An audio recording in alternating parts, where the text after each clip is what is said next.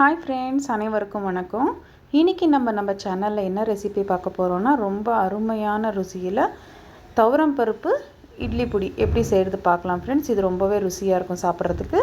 இது செய்கிறதுக்கு முதல்ல நான் இங்கே 10 காஞ்ச மிளகாய் எடுத்து வச்சுருக்கேன், 5 பல்லளவுக்கு பூண்டு, ஒரு கோலி சைஸு புளி, கொஞ்சமாக பெருங்காயம், 1 டீஸ்பூன் அளவுக்கு சீரகம், 1 கப் அளவுக்கு துவரம் பருப்பு, உப்பு உங்கள் ருசிக்கு தகுந்த மாதிரி. இது இவ்வளோ தான் ஃப்ரெண்ட்ஸ் இதுக்கு தேவையான பொருட்கள். இது எப்படி செய்கிறது பார்க்கலாம் வாங்க.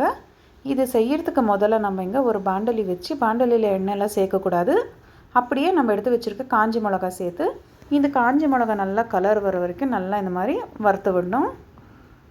இது தீஞ்சிட்டால் நல்லா இருக்காது ஃப்ரெண்ட்ஸ், அதனால் கைவிடாத இந்த மாதிரி நல்லா கலர் வர வரைக்கும் வறுத்து விடுங்க. பாருங்கள், இந்த அளவுக்கு இருந்தால் போதும்.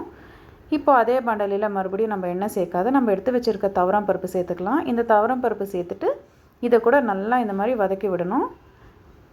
இது சமமாக எல்லா பக்கமே வந்து வர மாதிரி நல்லா இந்த மாதிரி வதக்கி விடணும், கைவிடாத. தீஞ்சிட்டால் நல்லா இருக்காது பருப்பு பொடி, அதனால் இந்த மாதிரி நல்லா வதக்கி விடணும். இப்போ ஓரளவுக்கு இது பாதியாக வெந்திருக்கணும் போது இப்போ நம்ம எடுத்து வச்சுருக்க சீரகத்தை இது கூடயே சேர்த்துக்கலாம். பெருங்காயத்தூள் கூட கொஞ்சமாக இது கூடயே சேர்த்துக்கலாம். இந்த பெருங்காயத்தூள் சேர்க்கறதுனால ருசியும் நல்லாயிருக்கும், மணமும் ரொம்ப நல்லாயிருக்கும். இப்போ இதை மறுபடியும் இந்த மாதிரி கைவிடாத நல்லா வதக்கி விடணும். இந்த துவரம் பருப்பு நல்லா கலர் வர வரைக்கும் வதக்கணும்.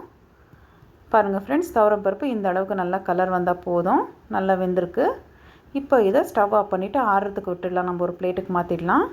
இப்போ பாருங்கள், ஒரு பிளேட்டில் நம்ம வதக்கி வச்சுருக்க துவரம் பருப்பு, காஞ்ச மிளகா, புளி, உப்பு, பூண்டு இது எல்லாமே சேர்த்துட்டு ஆறுறதுக்கு விட்டுடலாம். இது கொஞ்சம் நல்லா ஆறட்டும். இது நல்லா ஆறுனதுக்கப்புறமா இது எல்லாமே நம்ம ஒரு மிக்ஸி ஜாருக்கு சேர்த்துடலாம். இப்போ இதை நல்லா தூளாக அரைச்சிக்கலாம் ஃப்ரெண்ட்ஸ். பாருங்கள் ஃப்ரெண்ட்ஸ், நல்லா தூளாக அரைச்சதாக இருக்குது. அவ்வளோதான், ரொம்ப ருசியான துவரம் பருப்பு பொடி ரெடியாக இருக்குது. இது சுட சுட சாப்பாட்டு கூடலாம் நெய் சேர்த்து சாப்பிட்றதுனால ரொம்ப ருசியாக இருக்கும். இட்லி, தோசை எதுக்குனாலுமே ரொம்ப நல்லாயிருக்கும் ஃப்ரெண்ட்ஸ் காம்பினேஷன். நீங்களும் இந்த பருப்பு பொடியை வீட்டில் ட்ரை பண்ணி பாருங்கள். உங்களுக்கு இந்த ரெசிபி பிடிச்சிருந்ததுன்னா நம்ம வீடியோவை லைக் பண்ணுங்கள், ஷேர் பண்ணுங்கள், கமெண்ட் பண்ணுங்கள். மறக்காத நம்ம சேனலை சப்ஸ்கிரைப் பண்ணிக்கோங்க ஃப்ரெண்ட்ஸ். உங்கள் சப்போர்ட் எப்போவுமே இதே மாதிரியே இருக்கட்டும். ரொம்ப நன்றி.